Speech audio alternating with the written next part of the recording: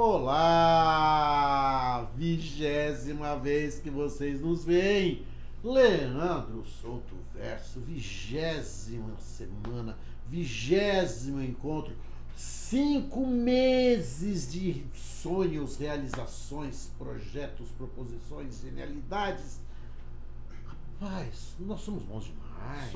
Estamos sobrevivendo. Estamos sobrevivendo a esse congresso horroroso, a essa classe política que nos envergonha, a esses empresários que só querem mamar na teta do governo, mas não querem de jeito nenhum largar a mão da sua paçoca. Ai, minha Nossa Senhora! Minha Nossa Senhora do Estado laico! Minha Nossa Senhora do Estado que rejeita o teocentrismo, Leandro Souto Verso. Tá feia a coisa, viu? Tá feia. E hoje vocês podem perceber que bom dia, boa tarde, boa noite, meu amigo internauta, minha amiga internauta, minha amiga internaute. Bom dia, boa tarde, boa noite, minha amiga democrata, meu amigo democrata, minha amiga democrate. São 20 episódios, é a primeira vez que eu acerto de primeira. Isso aqui. Prima! De prima! Pau!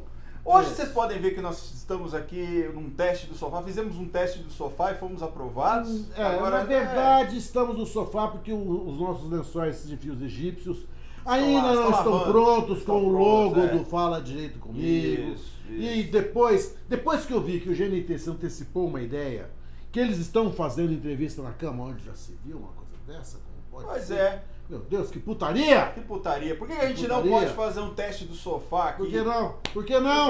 Por que não? Nós já começamos a... Em breve venderemos artigos para satisfação de lascívia adulta. Cama, mesa e banho. Cama, mesa e banho. Ora. E vamos também, por que não fazer um teste do sofá? Por que não? Aqui? Why not? Por quê? Why not? Por quê? Estamos no estado laico? Estamos no estado laico? Ou não estamos? Ou não estamos? Corremos o risco. Então, hoje, como eu menti pra vocês semana passada, eu sei que vocês, maconheiros safados, queriam que a gente falasse sobre a PL das drogas, a emenda constitucional das drogas, mas nós não vamos falar. Mas maconheiro que é maconheiro nem se lembra que nós falamos. Nem se lembra do que nós falamos. Se você for maconheiro mesmo, você deve estar numa lombra danada agora, numa larica dos infernos, você não lembra o que a gente comendo falou. lobo de porco com arroz doce. Isso, miojo com chantilly. Leite condensado. Isso. Provavelmente, se você for maconheiro mesmo, se você não está fazendo isso, você está se maconhando errado, meu amigo. Você tem que saber né, como você vai fazer. Mas a desgraça é tão grande nesse nosso país que a gente precisa, nessa série do pior congresso da história. Aliás, a gente descobriu aí que estão copiando nós aí, hein? Olha só, nós tem que ser dito na aqui. Manchete! Denúncia. Os grandes veículos de mídia estão copiando a gente. A mídia identitária se curvou ao Fala Direito Comigo. Se vocês, agora nós estamos gravando na sexta-feira, dia 21 hoje, né? Dia 21. 21. Se vocês olharem a capa da revista Isto É, está lá, o pior congresso da história. Mas você viu primeiro aqui. Aqui.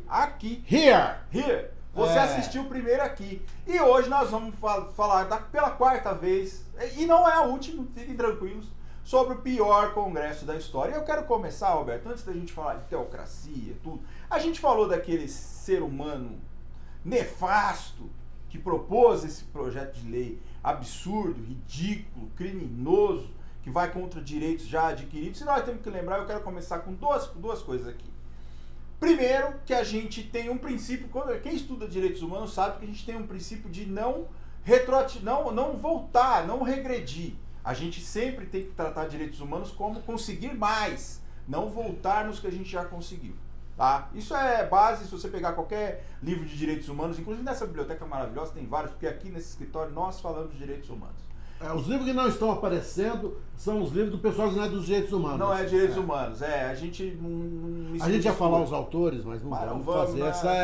dar essa cancha para os caras. Lógico. Mas se você olhar qualquer doutrina de direitos humanos, você vai ver que o direitos humanos, um dos principais princípios dos direitos humanos é você não voltar no que você já conquistou. Pelo contrário, você tem que conquistar mais do que você já conquistou. Beleza? Beleza. Segundo ponto, o cara que propôs esse projeto de lei, que nós falamos o nome dele aqui, que o Roberto falou com muita propriedade, ele teria o nome de ser um filósofo grego, um cara, nossa senhora, um formador de opinião ao longo da história, e o cara é um satanás, né, em vida. Ele disse o seguinte, olha a justificativa para ele defender essa PL do estupro. Vamos chamar de estupro, vamos chamar de aborto não, porque está defendendo estuprador. Ele diz o seguinte, que, olha isso, Roberto, grandes empresas capitaneadas por quem? Por quem? Pelo de sempre. Pelo de sempre. Pelo mal amaldiçoado. Por aquele. O mal encarnado. Por aquele que vai destruir o mundo, O contrário do Elon Musk. Isso. George Soros. Do mundo Cuidado com o George Soros. Cuidado com o George Soros. Amai o Elon Musk. Odiai George Soros. Porque, segundo Sóstenes, ele diz o seguinte, que as empresas capitaneadas por George Soros querem ganhar dinheiro com a morte de inocentes. Segundo ele, segundo informações que ele tirou do cu, simples assim, ele disse que as grandes empresas de cosméticos estão usando células de fetos abortados para fazer cosméticos, batom, creme rinse, blush, base, essas coisas que você passa para usar para ficar menos desagradável, você ficar menos mal diagramado. Saiba, meu amigo, que você está utilizando de células de fetos abortados. Disse Sóstenes. Você está contribuindo com esse mercado maldito. Com células de crianças abortadas. Rapaz! Isso é de uma grosseria mental. Eu fico pensando, se ele for fazer um exame do teor de coliformes fecais que existem na cabeça dele, nós vamos chegar num índice nunca mais visto na história, antes visto na história desse país, nem na história mundial. Pois é. Porque é tão ridículo, é tão grotesco, é tão... É tão desclassificável. É tirar sarro da nossa inteligência, basicamente. E dizer que ele vai colocar a imensa maioria das vítimas de estupro, que são meninas, muitas vezes, de tenra idade, na porta de uma internação disciplinar educativa na Fundação Casa, certo? Porque sofreu um estupro e muitas vezes não pôde exercitar a sua vontade, sim a vontade dos pais que imperaram sobre ela, que estarão presos por causa disso. Olha, eu estou assim pensando que talvez o Sóstenes, nome de filósofo grego, tenha se inspirado num outro filósofo do pensamento da cosmogonia bolsonarista, Olavo de Carvalho. Sim, porque essa teoria não é nova. Mas o Olavo de Carvalho foi mais ousado. Ele disse que na Pepsi Cola, era o adoçante, o gostinho, esse doce que você sente na Pepsi, eram, na verdade, fetos abortados que a Pepsi Cola utilizava. Você tem noção, a gente fala isso, óbvio, a gente brinca muito com isso, mas você vê, 2024, olha o que nós temos que vir aqui falar para vocês. Reservar um tempo glorioso da nossa agenda para falar para vocês os absurdos que fundamentam esses projetos de lei cada vez mais absurdos, mais ridículos. Mas o que eu acho que está por aí, agora, tentando falar sério, diante de uma insanidade dessa, é que estão querendo destruir o Estado laico. Certo, estão querendo implantar uma teocracia nos moldes já existentes. Por exemplo, no Afeganistão, onde o Talibã dá as regras. Aliás, o Talibã, o pensamento do Talibã e o pensamento do Sóstenes tem muito mais identidades do que distinções, do que diferenças. Eles odeiam o político, eles odeiam a mulher, eles odeiam o sexo, eles odeiam tudo que se refere à igualdade social, eles odeiam tudo. Na verdade, o que nós estamos vivendo, São Silvestre, e quem está pagando esta conta são as mulheres, e pior, são as mulheres mais vulneráveis, são aquelas que foram jogadas na rua, na rua que eu digo, e eu vou reformular essa minha frase, jogadas na mais absoluta tragédia pessoal, porque elas foram violadas, foram devastadas por quem deveria protegê-las. Essas meninas são as grandes vítimas. O mentor de Sóstenes, né, o pensador Silas Malafaia, meu Deus do céu, disse... Dá até arrepio ouvir esse nome. Nossa, nome é arrepiante. Algeriza. Disse que esse projeto, que os que eram contrários a esse projeto, na verdade eram estimuladores dos estupros, porque não exigiam que as vítimas fizessem boletim de ocorrência, que se instaurasse uma investigação para identificar o autor do crime que elas sofreram. Bastava que a mulher mentisse. Foi o que ele disse, a mulher mente. Ela é orientada a mentir, dizer que foi estuprada para cometer um aborto financiado, custeado pelo Estado. Eu quero que o Silas Malafaia encontre aquilo que o Ricardo Boechat sugeriu. Saudoso Boechat. Só que encontre algo bem pior do que isso. Certo? Encontre também a sua desgraça, a sua desmoralização. É uma pessoa que faz mal às pessoas. E esse Estado teocrático, solto verso, se manifesta agora nas pesquisas eleitorais, quando você vê um Pablo Marçal está em terceiro lugar na corrida, com possibilidades. Ele é um player. É um player. Tem possibilidade, porque ele é a antipolítica. Ele é um player. Ele é a antipolítica. É isso que a gente Ele é discutindo. antipolítica, ele é um fanático religioso, ele é um extrema-direita. Né? Ele substitui esse Estado laico pelo Estado religioso. É um cara que se deu bem na vida por méritos próprios. Essas histórias... Mentiras próprias. Mentiras próprias, mas essa é a história... Canalices próprias. Mas é essa história que chama a atenção das pessoas. As pessoas gostam de histórias de vitória, de sucesso, de superação. Então aparece um cara desse, Pablo Marçal, e as pessoas gostam disso. Aconteceu isso aqui em São Paulo, quando o Dória foi eleito. Ele veio com aquela história de eu subi a minha empresa, eu sou milionário e eu sou gestor, eu não sou político, então, é a antipolítica, né? Que a gente vê é isso. É a antipolítica por quê? Porque esse Estado laico é o mesmo Estado, exatamente o mesmo Estado, que proíbe todo e qualquer tipo de uso de droga. Né? Porque ele associa a droga ao xamanismo. Sim. E o xamanismo, ele é do demônio. É maldito. Ele não usa a droga, por exemplo, o álcool, certo? Que seria uma droga complicada para eles, até porque o primeiro milagre de Cristo foi arrumar mais vinho para a festa onde já tinham bebido todo o vinho. Vocês pararam para pensar nisso? Ele não transformou água em Gatorade. Não consta nem que ele Tang. Nem Tang, não. Ele transformou água em vinho. Eles já tinham bebido tudo. Já. Os caras já estavam mamadaço lá, assim, sabe? Falou assim, acabou a bebida, acabou a birita. Certo? Ele falou assim, chá comigo.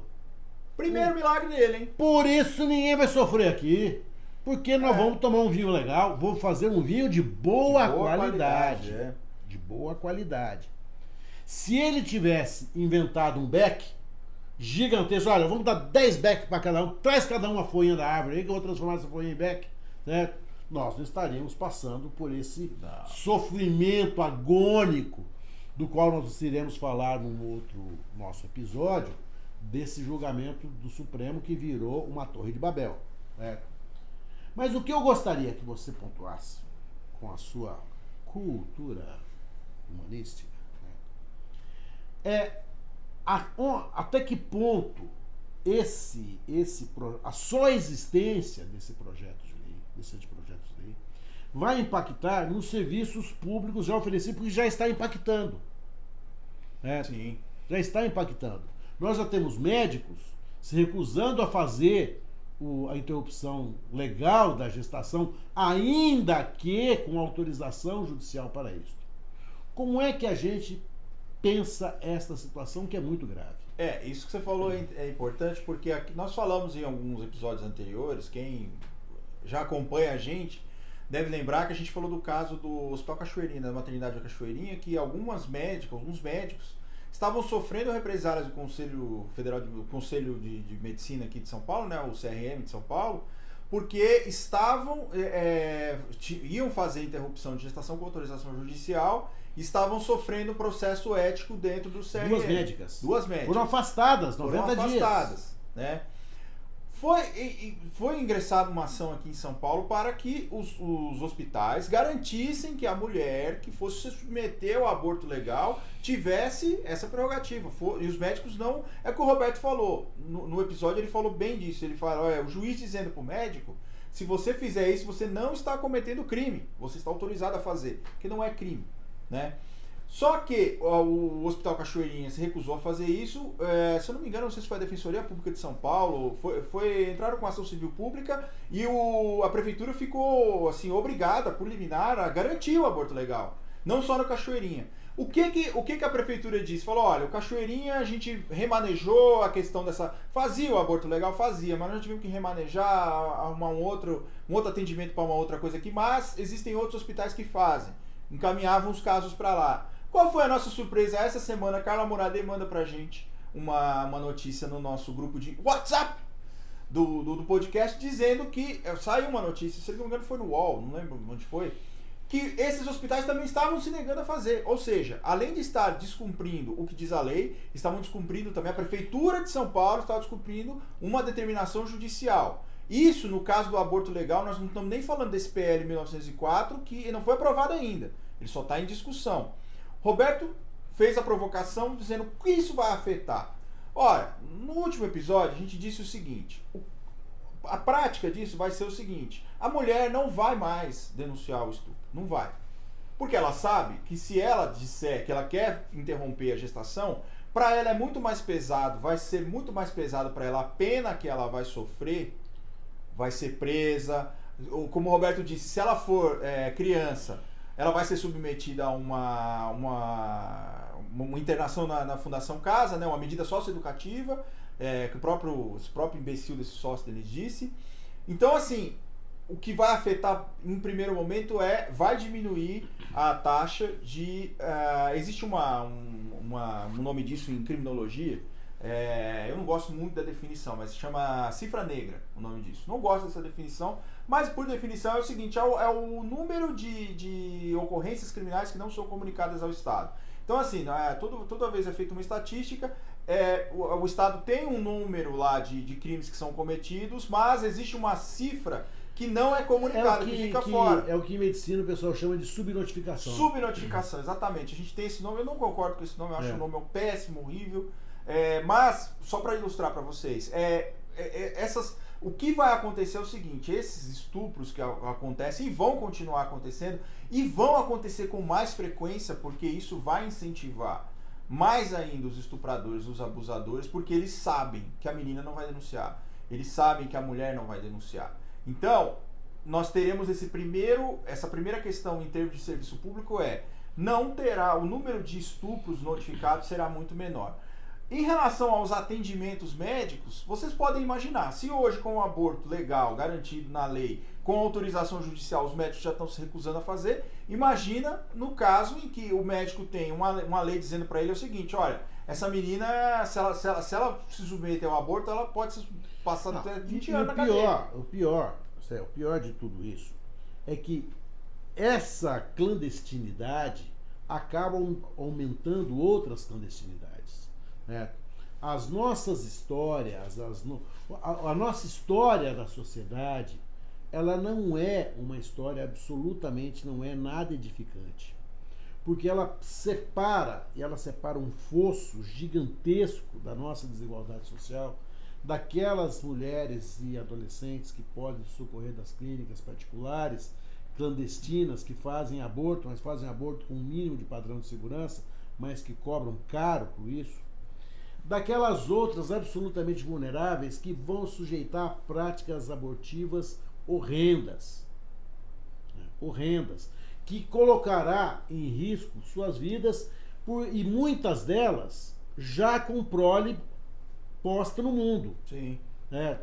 Então, o que a gente não se cansa, e agora o presidente da Câmara disse, olha, eu vou adiar essa votação, o presidente do Senado não teve pressa nessa votação, mas o fato é que essa existência desse anteprojeto de lei nos dá a medida do risco que a gente corre da perda de uma das maiores garantias que vem Lá remonta aos antes da Revolução Francesa.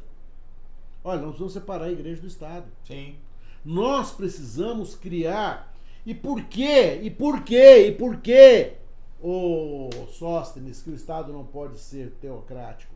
Porque nós não vamos falar sempre sobre religião e hábitos comuns, cotidianos. Nós temos que falar sobre água, sobre segurança, sobre poluição, sobre trânsito, sobre educação, sobre saúde pública. Esses conceitos não são conceitos religiosos, nós temos que discuti-los para todos. A saúde é direito de todos, o acesso é universal. Então nós temos que garantir o acesso de todos. O que esse projeto deixa claro, certo? Outros sintomas, eu acho que esse projeto, o outro projeto que proíbe o uso de qualquer tipo de droga, a ascensão nas pesquisas desse fenômeno horroroso chamado o nosso terceiro colocado aqui. O Pablo Marçal. E a pesquisa feita, 57% da população evangélica é a favor. Para nosso desespero, a CNBB, a gloriosa CNBB, que tanto lutou contra a ditadura, que tão importante foi para a edificação do Estado de Direito no Brasil, esta CNBB gloriosa, CNBB de Dom Pedro Casaldáliga, de Dom Helder Câmara, de Dom Paulo Evaristo Arnes, essa CNBB, certo? Que nos encheu de orgulho no passado, faz uma manifestação oficial dizendo a favor desse projeto horrendo. O que me dá a sensação, porque eles não se deram conta, que a maioria dos católicos também é contra esse projeto, ou seja, o pastor está distante do seu rebanho.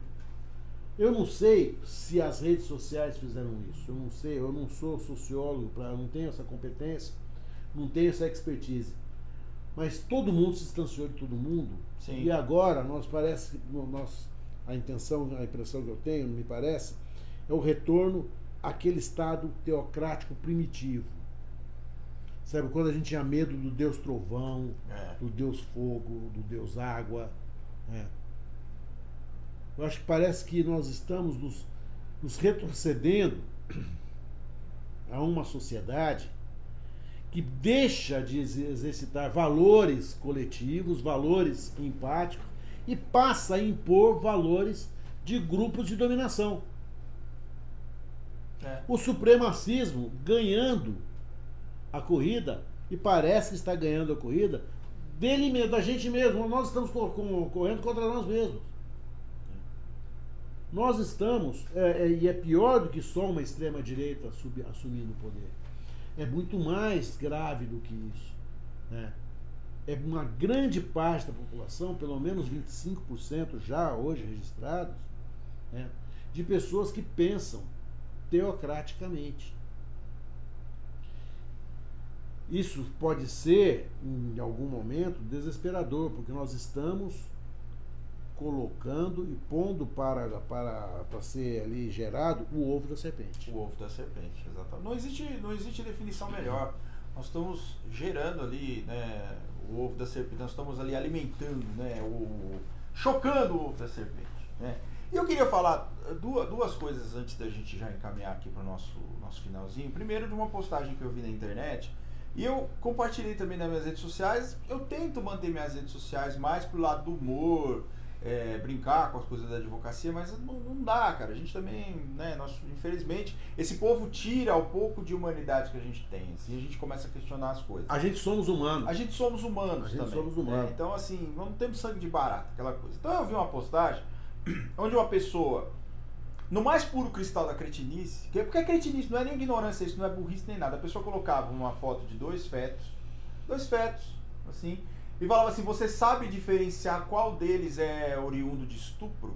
Eu também não. Então, aí eu tive que responder assim, eu falei: você não consegue, mas a vítima consegue. Óbvio, né?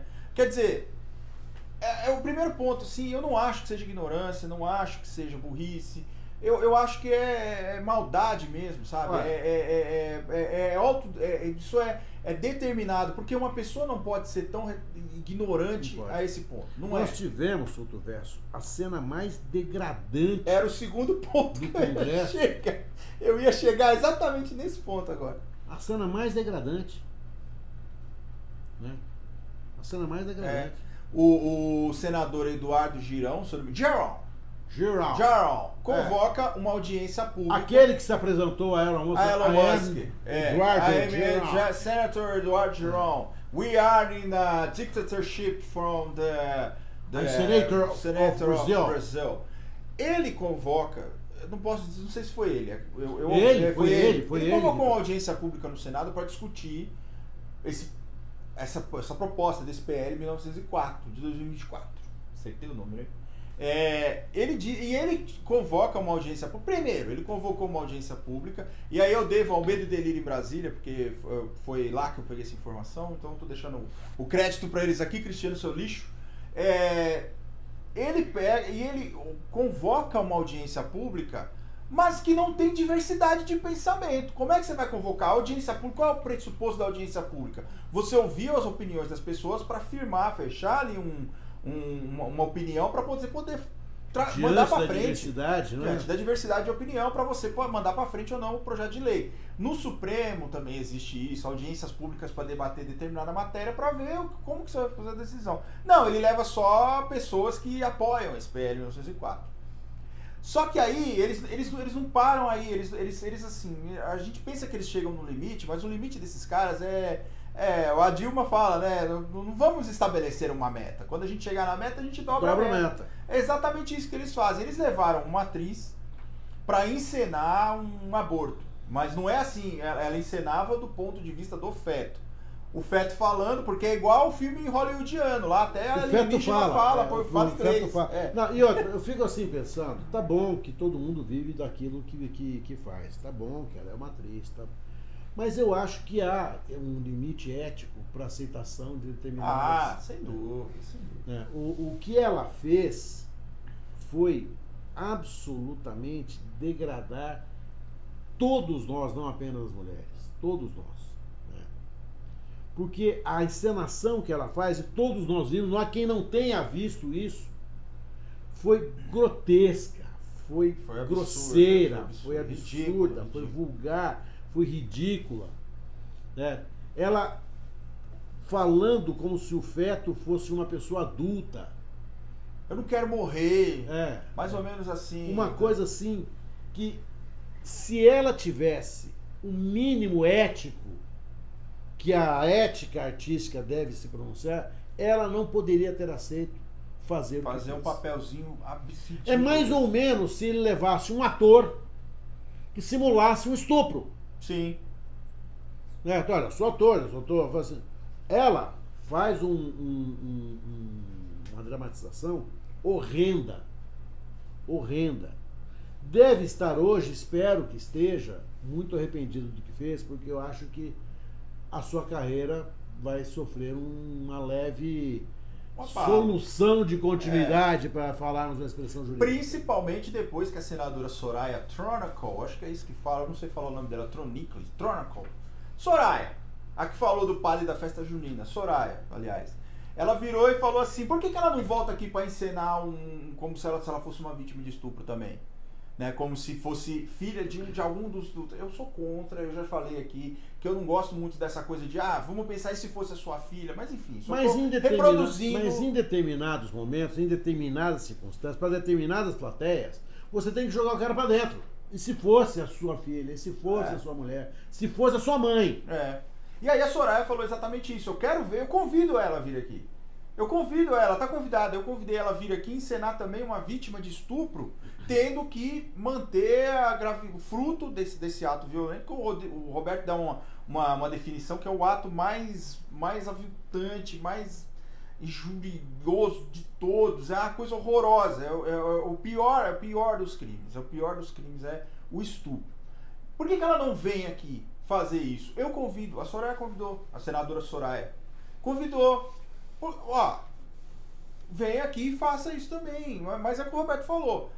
eu acho que isso passa por uma questão ética tão grande que eu acho, sinceramente, Roberto, eu acho que tanto faz, não teve essa crise, sabe? Não teve esse dilema na cabeça dela. Eu acho que ela, na cabeça dela, foi um puta de um papel, porque é aquilo que a gente fala, infelizmente, eu vou falar isso em todo episódio que a gente for falar aqui de parlamento, que a gente for falar de congresso, nós temos hoje um fenômeno chamado legislatura de rede social.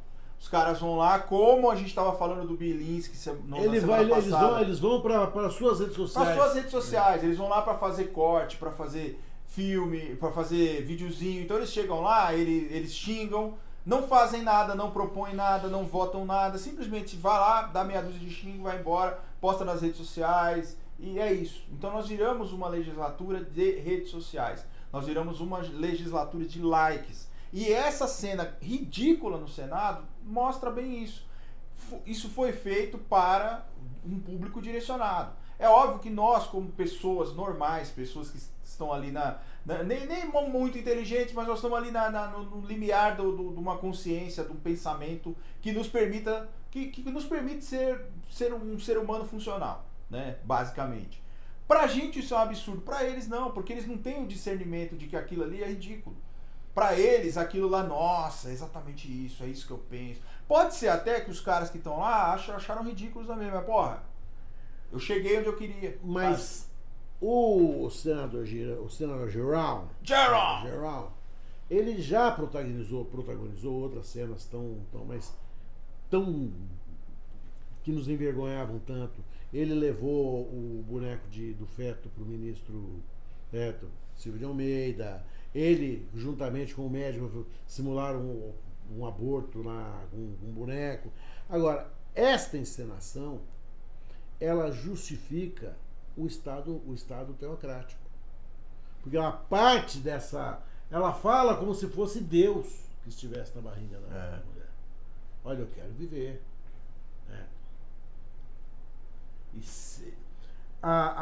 Só para ponto finalizar, eu estava vendo uma entrevista na Globo News de um desses pastores que foi confrontado com diversas pesquisas de opinião pública, dizendo todas elas que a grande maioria da população brasileira, ser contra o aborto é uma coisa, mas muito mais gente é contra absolutamente que a mulher que interrompa a gravidez tenha que ser presa por isso. Ele despreza todas as pesquisas e fala assim, a minha pesquisa é Deus. É Deus. Sim. Ele fala, a minha pesquisa é mais precisa porque ela é baseada em Deus. Não, Como é que você discute com um cara desse? Como é que você argumenta com um cara desse? Esse é o Estado democrático, exatamente, é o Estado teocrático. Você não tem argumentação, porque aquele que está falando com você fala em nome de Deus. E se ele fala em nome de Deus, ele fala em nome da única autoridade possível a ser respeitada. E, portanto, ele não tem que te dar ouvidos. Esta é a sociedade teocrática, em que o teu líder, o teu chefe, o teu guia, o teu qualquer coisa, não precisa te ouvir, porque ele ouve a Deus. Ele ouve a Deus. Como ele ouve? Que Deus é esse que dá procuração para essa gente, para falar em nome dele. Mas o fato é que cada um tem a sua concepção do Deus que cada um quer crer. Esses supremacistas, e aí no sentido mais literal da expressão, eles trabalham exatamente com isso. A igreja hoje não tem mais uma função social, ela tem um projeto de poder. E isso, na minha opinião, teria que ter consequência até tributária para a igreja, que deixou de ser igreja. Mas não quero entrar nessa história. Tá na hora da gente encerrar, a Carla já mandando a gente finalizar. Não, eu queria encerrar, só pra gente arrematar isso e a gente já passa para os nossos com recadinhos finais. Você chegou a ver a abertura da Copa América ontem? Ontem jogaram Argentina e Canadá. Você chegou a ver? Não vi. Eu tive a curiosidade de ver a abertura da Copa América. Por que eu tô falando isso? Só porque você vai falar de futebol? Não, porque tem tudo a ver com o nosso assunto. A Copa América começou a ser disputada ontem, então ela tem 16 nações aí disputando. Ela está sendo disputada lá nos Estados Unidos. Quando da abertura da Copa América, teve uma cerimônia, e aí tem uma pessoa que fala lá pela Conmebol e tal. Sabe qual foi o discurso da pessoa? que Deus nosso Senhor, único Senhor, Jesus Cristo, não sei o que, nos abençoe, papapá, declara aberta a Copa América. Porra, nós temos, quantos países nós temos na América? Quantas religiões do Canadá existem, até o Uruguai. Do Canadá até a Patagônia. Até a Patagônia, né? Quantas religiões existem? No Só Caribe. nos Estados Unidos, vamos pegar só Nova Orleans mesmo, que pratica, que tem religiões inclusive de matriz africana. Em Nova Orleans, você tem o Caribe inteiro, você tem a Jamaica, que pratica um outro tipo de religião. Tem a América Central, você tem o Haiti, tem o Brasil, você tem os países andinos. Como? Você pega, por exemplo, os países andinos, você pega Peru, Bolívia, você pega Equador, esses países, poxa. Essa... México, por exemplo, que foi formado em cima de uma cultura inca e asteca, muito Maia, isso. Maia, tô falando bosta pra caralho, que maravilha. Assim você me desmaia. Os maias, isso aí. Então, assim, você tem uma cultura aqui na América do Sul, você tem a cultura andina também, que eles cultuam outros deuses. Ayahuasca, o xamanismo, isso. Ele é uma expressão religiosa importante nas Américas. A Conmebol nos representa futebolisticamente, e o futebol, Vini Júnior está aí para nos dizer, não é? Ele extrapola e transcende as 4 linhas que o ex-maldito sempre diz e não sabe o que significa. Não sabe o que significa esse animal. Mas o que a gente tem que dizer, certo, para finalizar esse episódio e já preparar a entrada no próximo, que vocês só vão ver depois. Os maconheiros safados. É que a gente tem que lutar agora. Nós retrocedemos tanto que nós temos que lutar agora pelo Estado laico. Rapaz, isso virou nossa missão agora. Olha que absurdo. Olha a que ponto. Daqui a pouco não se assustem se no meio da Praça da Sé estiverem queimando mulheres lá da Praça da Sé. Livros, mulheres, bruxas. Se houver bruxas, nós estamos do lado. Nós defendemos bruxa de graça, hein? De grátis. Os honorários para defender bruxa de grátis. Roberto, dá teus recados aí, daqui a pouco eu vou falar das redes sociais, da loja, eu quero só dizer que eu continuo muito feliz, agradecendo ao nosso Rafa Brus. Grande Rafa Brus. Certo, ao nosso querido Fábio Panunzio. Estamos querendo que isso ganhe corpo, estamos querendo falar para mais pessoas. Por favor, os nossos amigos viralizem o Fala Direito Comigo, que a gente tenta conversar com as pessoas que não são do direito, certo? Porque é no direito que a gente se perde, muitas vezes, não é? E eu estava vendo hoje uma piadinha no TikTok. Um camarada entrevistando as pessoas assim, disse: se você... Maravilhosa essa piada. Se você surpreendesse seu filho com um vadimeco, o que você faria? Essa é a pergunta. Descia o cacete, tacava-lhe o pau, colocava pra fora de casa. Deixar de ser meu filho. São pais visionários. Sim. O Deus Vadimecum é aquele que nos desguiará. Ave Vadimecum. Vá pro inferno, Vadimecum, e leve com você o Sóstenes e sua cambada. Aliás, evangélicos não tem bancada, evangélicos têm cambada. Isso aí. Lembre-se do recall que vai ter esse ano, então fique esperto. Siga a gente na... Antes de eu falar das nossas redes sociais, vocês estão ligados na loja, tá aqui, ó. Você pode encontrar um boné desse. Se você for moleque piranha, tem a barreta também. Você pode encontrar lá seu bonézinho de moleque piranha também. Bombeta. Você tem camiseta, você tem caneca. Em breve você vai ter vários outros itens lá. Então acessa lá www.lojamerosabor.com.br. Você... logo vai ter cupom, hein? Com 2 S. Por favor, hein? Fique esperto que logo vamos lançar cupom lá, hein? Você vai ter desconto lá. Então, www.lojamerosabor.com.br. Você adquire os produtos oficiais do nosso podcast e ajuda a gente a continuar fazendo essa bagaça aqui. Siga a gente nas redes sociais, @Moradeicarla, @Roberto Dardelli e @Soltoverso.